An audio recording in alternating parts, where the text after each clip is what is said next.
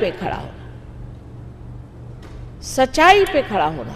और सच्चाई ये है कि ये सब ढकोसलेबाजी में आप परमात्मा को कभी नहीं पा सकते। हजारों वर्ष से ऐसे ढकोसले अपने देश में चले आ रहे हैं और नाना तरह से हम लोगों ने बेकार के काम किए। आप जानते हैं, विधवाओं को सताया, औरतों को सताया, उसको जिसको मिला उसको सताया। ये जितने संत साधु हो गए, नानक साहब को सताया हमने, किसको छोड़ा? हमने ज्ञानेश्वर जी को सताया, तुकाराम जी को सताया, और जितने भी बड़े बड़े साधु संत हुए सबको हमने छला है। आज हम ही उनकी पूजा कर रहे हैं और उनको बैठ के यहाँ मना रहे हैं। दूसरे आश्चर्य की बात है कि कबीरदास जैसा महान एक अवतरणी समझ लीजिए, और रैदास दूसरे एक बहुत बड़े हो गए। उनको शूद्र समझ करके हिंदुस्तान में उनका कहीं भी मंदिर नहीं बनाने दिया, तो जाके वो बना कहाँ? तो इंग्लैंड में। बड़ी शर्म आती है। अंग्रेज लोग तो इस बात को पकड़ लेते हैं कि इनका मंदिर आपके यहाँ नहीं बन पाया, हमारे यहाँ बन गया। तीसरी बात यह है कि हमने जाति के नाम पर एक बड़ा भारी ढोंग रचा। जाति मनुष्य की मैंने आपसे पहले बताई, वही होती है जो उसकी इच्छा होती है, एप्टीट्यूड होती है। जो इंसान शूद्र के काम करता है, शूद्र माने जो सबके सामने आगे पीछे दौड़ता है, जैसे मिनिस्टरों के पीछे लोग दौड़ते हैं ना, जी हाँ जी हाँ जी हाँ, वो शूद्र लोग।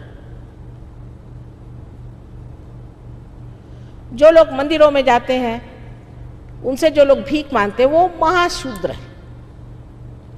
ये शूद्रता का लक्षण है। और जो ब्रह्म को जानना चाहता है वो ब्राह्मण है।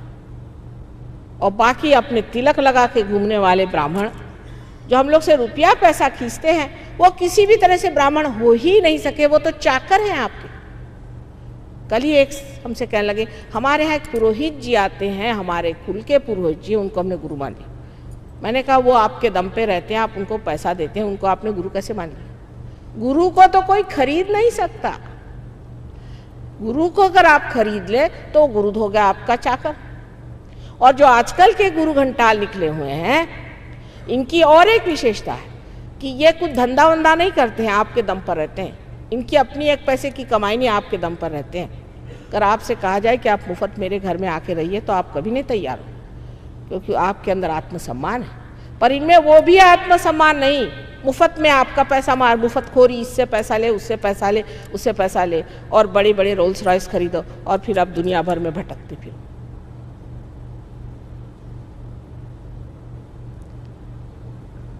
हमारी अकल को हमें दुरुस्त रखना चाहिए।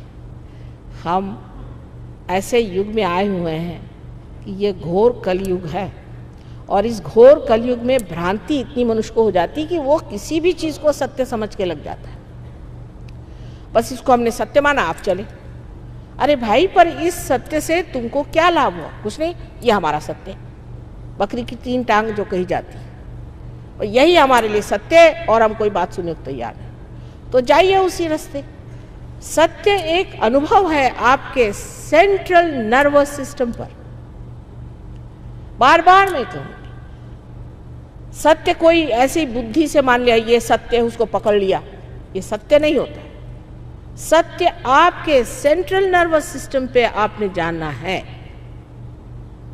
ये बात सबने लिखी है, खासकर मोहम्मद साहब ने साफ साफ लिखा है कि जिस वक्त रेजरेक्शन का कयामा का समय आएगा, उस वक्त आपके हाथ और पैर बोलेंगे।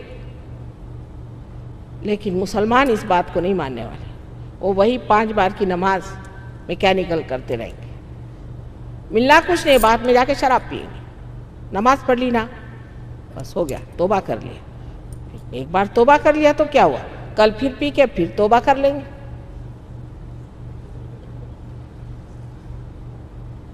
भगवान से माफ़ी तो मांगना है ना, जो करना है कर ले, फिर मांग। अच्छा, उन्होंने भी अगर कहा सबने कि नहीं पियो, तो उसमें कोई आपके दुश्मन तो नहीं थे भाई, आपके चेतना के विरोध में जाती है। इससे अनेक बीमारियां होती हैं। अंग्रेज जो कि अपने को बहुत अक्लमंद समझते हैं, उनके उठे तो शराब, बैठे तो शराब, जहाँ जाओ सो शराब। अब उनकी भी खोपड़ी ठनठनाई है। आजकल जब मैं देखती हूँ पेपर में आ रहा है कि सिगरेट तो बंद कर दी पर अब शराब भी बंद करो। डॉक्टर लोग कहते हैं कि किसी तरह से शराब को बंद कर दो। पहले डॉक्टर लोग कहते हैं कि नहीं नहीं थोड़ा सा पिया करो तो अच्छा रहेगा, अब वही खुद कहते हैं नहीं भी शराब का बंद करने का सोचना चाहिए। जैसे ही ये इश्तहार निकले वैसे ही वहाँ के जो बिजनेस वाले हैं उनकी तो हालत खराब गई कि बाबा रे बाबा फिर हमारा क्या होगा। इन 2-4 बिजनेस वालों के लिए क्या सारी दुनिया खराब की जाए। लेकिन सबसे तो कमाल यह है कि पोप साहब खुद शराब निकालते हैं, यह आपको नहीं पता होगा, और उसका नाम रखा है बेनिडिक्टीन, माने आशीर्वाद। और वो स्पेशल शराब होती है और वो खास लोगों को मिलती है, ऐसे वैसे नहीं। आपको एक क्रॉस इतना बड़ा पहन के जाना पड़ता है तब आपको शराब मिलती, माने आप क्रॉस पे लटकाए जाएंगे उसके बाद। यही अर्थ ले लीजिए। ऐसी ऐसी बेवकूफ़ियाँ कर रखी हैं, और जब हम कोई बात कहते हैं तो उनको पसंद नहीं आती क्योंकि उनका पेट दुखता है ना। लेकिन मुझे तो सबकी एक ही बात कहने की है कि अपनी बुद्धि को सीधी, सरल और दक्ष रखिए और सोचिए सत्य क्या है। आत्मा को प्राप्त करना सत्य है। जब मैं अमेरिका गई थी पहली मर्तबा तो वहाँ चौधरी साहब थे, अब नहीं रहे। उनका माँ आप अपने लेक्चर जो है उनको रजिस्टर्ड करवा लीजिए, कुछ ऐसी चीज़। तो मैंने कहा क्यों? कहले कोई भी आपके शब्द उठा लेगा और आपके बारे में बोलेगा। मैंने बोलने तो बड़ी अच्छी बात है, मैं तो अच्छी बातें बोलती हूँ, बोलेगा तो कोई हर्ज नहीं। तो मैंने कहा कि आपका फिर से जन्म होना चाहिए, आपका पुनर्जन्म होना चाहिए। तो वहाँ पर एक नई चीज़ निकल आई है, बॉर्न अगेन। बॉर्न अगेन कौन है आप? मैं बॉर्न अगेन। झूठ मूठ का अपना सर्टिफिकेट लगा घूम रहे। बॉर्न अगेन भाई, तो तुम्हें कौन सी शक्ति है, तुम्हें कौन सी विशेषता है? अगर बॉर्न अगेन हो तो आप में शक्ति कौन सी नहीं? हम तो बॉर्न अगेन हैं। और एक बार वहाँ कैल्विनिस्टिक चर्च में हम लेक्चर दे रहे थे तो स्विट्ज़रलैंड में बड़ी भीड़ थी। एक देवी जी हाथ में बाइबल लेके मुझे मारने के लिए आई और मुझे इतनी जोर की हंसी छूटी है कि वही घबरा गई कि ये तो औरत कुछ डरती ही नहीं, मैं तो इनको मारने। मैंने कहा सब में तुमको बाइबल ही मिला मुझे मारने के लिए और कोई चीज़ लेके आ। तो कोई बात जो बड़े कह गए हैं उसमें आजकल के अक्लमंद बहुत से नुक्स निकालते हैं, क्योंकि आजकल जो कुछ भी चलता है वो इंसान के कमज़ोरियों पर। कौन सी किसको कमज़ोरी है देख के आ जाओ। एक वैद्य जी थे, उन्होंने अपने शिष्य से कहा कि वो गांव का पता लगाओ कि जहाँ दही बगैर ज़ीरा डाले खाते हैं। तो उनका हाँ एक है जगह, बस जाके वहाँ जम गए, क्योंकि अगर बगैर ज़ीरे के वो दही खाते तो बीमार तो पड़ेंगे। तो उनका इलाज वैद्य जी कर सकते हैं। इसी प्रकार आजकल का सारा व्यवहार और मैनिफेस्टेशन है कि लोग चाहते हैं किस तरह से इनको चंगुल में फंसाया जाए और रुपया बनाया जाए। जब रुपया ही भगवान हो गया, जैसे अमेरिका के लोग कहते हैं, अमेरिका के गुजराती जो गए हैं वो कहते हैं कि डॉलर मारा भगवान। उनके लिए डॉलर नहीं कहते, डॉलर उनका भगवान है। और यहाँ से जितने भी हिंदुस्तानी बाहर गए हैं उनको देख के मैं ये कहती हूँ कि अगर हिंदुस्तान से आम के अगर आप पेड़ ले आइए तो उससे आम तो होगा ही नहीं, होना कैसे हो सकता है उस आबो हवा में, लेकिन उससे एप्पल भी नहीं होने वाला। वो हालत इन लोगों की है। और वहाँ जाकर के कुछ ऐसे ऊल झलूल हो गए हैं कि बुढ़ी बुढ़ी औरतें ट्राउजर्स पहन करके घूमती हैं, अजीब अजीब सी शक्लें बना घूमती हैं।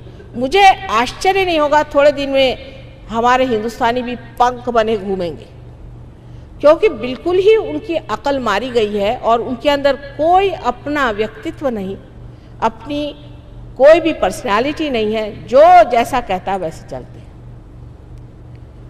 अब हमें सोचना है कि इस आत्मा तत्व को पाने से हमारे अंदर सत्य का प्रकाश हुआ। सत्य हम इस मस्तिष्क से, ब्रेन से जानते हैं। जैसे श्री कृष्ण ने कहा है कि इसकी जड़ें आपके मस्तिष्क में, वो जड़ें जब खिल जाती हैं तो इसी ब्रेन में हम उसे जानते हैं। और सत्य जब जाना जाता है उसकी पूरी मशीनरी यहाँ ब्रेन में बताती है, जताती है कि ये सत्य है। हमारे उंगलियों में इसका ज्ञान होता है। और जिस प्रकार हम कह सकते हैं आंख बंद करके कि ये माइक है, उसी प्रकार हम आंख बंद करके कह सकते हैं कि ये आदमी कैसा है या हमारी हालत क्या है। तो सत्य, ये जो बुद्धि पहले आपको बिल्कुल ही सीमित थी, वो असीम में उतर जाती है और इसीलिए इसे कहते प्रबुद्ध। इसी को बुद्ध होना कहते हैं। बुद्ध ने भी कहा है कि बुद्धम शरणम गच्छामि, कि बुद्ध को शरण जाओ, माने ये कि तुम बुद्ध गति आओ, बुद्ध के गति पे आओ। बुद्धम शरणम गच्छामि, धम्मम शरणम गच्छामि, बैलेंस में आओ, धम्मम शरणम गच्छामि। और अंत में उन्होंने कहा है संघम शरणम गच्छामि, माने कलेक्टिविटी में आओ। संगम शरणम गच्छामि माने कलेक्टिविटी में आओ। सब एक ही बात कह गए, एक ही बात इस तरह से उस तरह से, मतलब बेवकूफ़ों को समझाने के लिए बहुत तरीके इस्तेमाल करने पड़ते हैं। सीधे साधे तो कोई सुनने वाला नहीं, कभी इस तरफ से समझाइए, कभी उस तरफ से समझाइए। उन लोगों में कोई भी फर्क नहीं है। ईसा मसीह ने कहा है those who are not against me are with me. लेकिन ईसाइयों की खोपड़ी में बात नहीं आने वाली, क्योंकि वो तो सोचते हैं वो सीधे उठाकर विमान में आकाश में जाएंगे और वहां उनको बेनिडिक्टीन मिलेगा पीने के लिए।